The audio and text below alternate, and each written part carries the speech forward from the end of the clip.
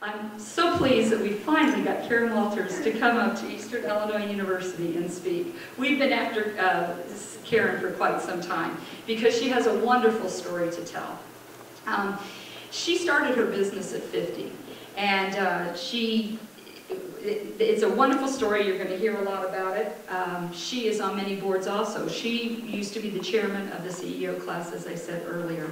She has gotten entrepreneurship awards. I'm kind of missing my little intro place, but Karen has started Ignite USA. She has taken one small idea and has grown it to a multi-million-dollar company. And she also gives back so much of her time and effort to the youth of Effingham County. She's also just a wonderful person that will mentor other people that are searching to do things. I remember I had a student come in my office who used to be a CEO and Camp E3 graduate. He now goes to Eastern Illinois University. He was thinking about, what am I going to do with my career? We had a talk and we had a question. He said, well, you know, we went to Ignite USA on a tour, and I really loved those designers and what they did. What kind of curriculum do I need to take to become that?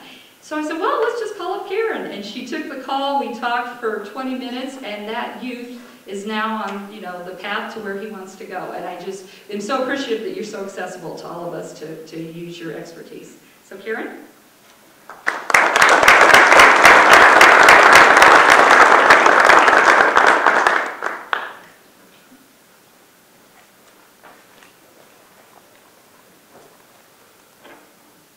I love to talk, and my husband is always amazed when I give a speech that I have to bring notes, because he said, I've never seen you at a loss for words. But I am at a loss for words, because I see people in this audience that touch my heart.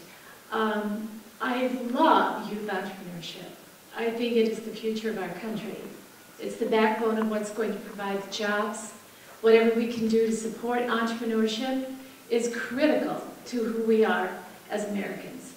I've lived overseas for 20 years in Europe and Asia, and saw different people try to start businesses and the difficulties it is in other countries versus America, because we are really entrepreneurs at heart. If you go to someplace like Korea, they have the huge chaebols, the big businesses, and entrepreneurship isn't really part of their thinking.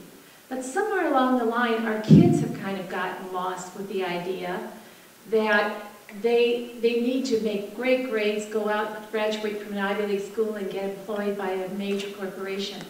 But no one ever told them, well, what about starting your own business? So being able to be here today, I just want to recognize these wonderful people. They have done all of our glass and mirror work, mighty fine people. And I can't even imagine what it would be to start a winery, because I can't grow a plant. So that's pretty amazing, so congratulations to you. Alex Ruggieri, I saw you in the audience. Every Sunday morning, I happened to catch your show one day at 10 o'clock, and I tuned in every Sunday after that. You're not on every Sunday, and I'm disappointed when I don't see you. Tell that to the station. Yeah, I'm very disappointed, because it's so interesting to see what's going on in our community. And all the SCORE volunteers. When you hear my story, you'll say, too bad we didn't find this woman a long time ago, because I could have used you, my goodness. So Jeannie asked me if I would give this speech this morning, and humbly, I have to tell you, there's got to be people that are far more talented than me, that have graduated from great schools, have done great things, but I started very simple. You know, I'm just a housewife and a nurse. And, but I had this wonderful opportunity to be able to go out and see the world through my husband's career. So when Jeannie asked me to give this speech, I mean, all of you know Jeannie, how do you say no? So here I am humbly to tell you my story. And that story is for better, for worse, and maybe I should start there. Better, for worse, if it wasn't for my husband, Bob, sitting here with me today, I could never have done what I did. I never had a mentor, never had a teacher tell me, you can do great things.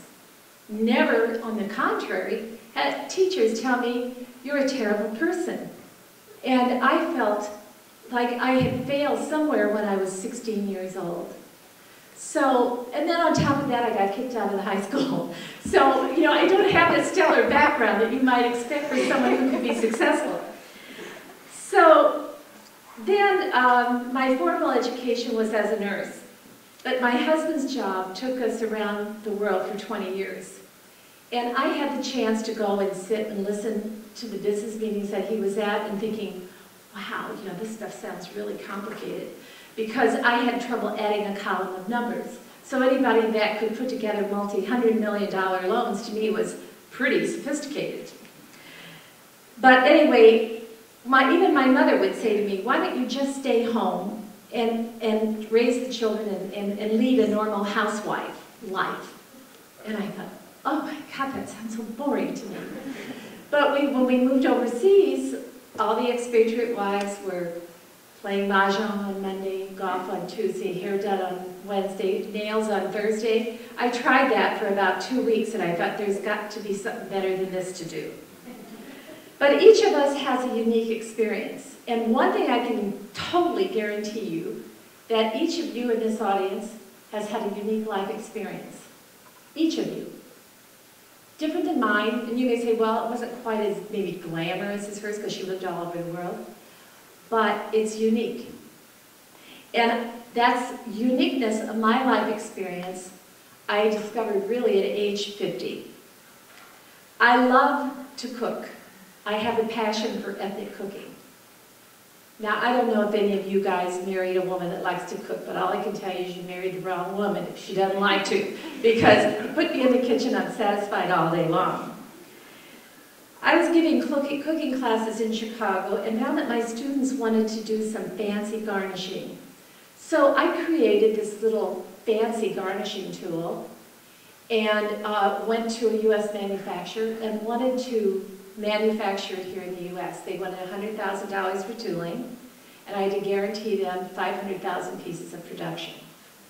I was willing to spend $5,000, but wasn't even remotely close to the money I had to spend.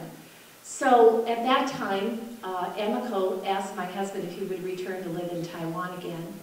And he said, you know, the carrot I'm going to dangle out in front of you is that maybe you could produce your product there a little bit cheaper.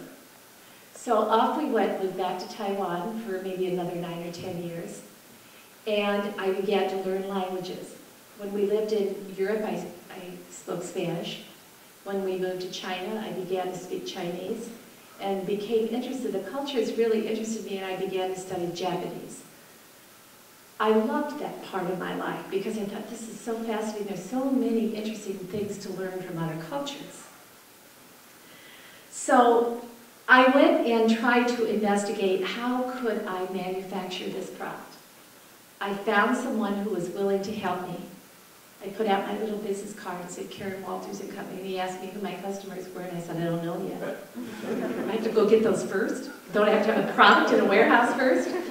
And so he said, we can produce this for you for $10,000 of tooling, and we have to have a guarantee of 5,000 piece production run. Now I was in business, I thought. Little did I know what I was stepping into. All I knew is, I'm selling product and I'm making money, but why don't I have any money for payroll? I didn't know cash flow, P&L, I didn't know any of that stuff. And at the end of my first year in business, today I still couldn't tell you if I made money or not. But my husband, being in the financial area, was shocked at the end of the year when he asked me for my receipts. And I said, what receipts was I supposed to say those? So you can imagine why today, I still don't know, but why I could have used Stan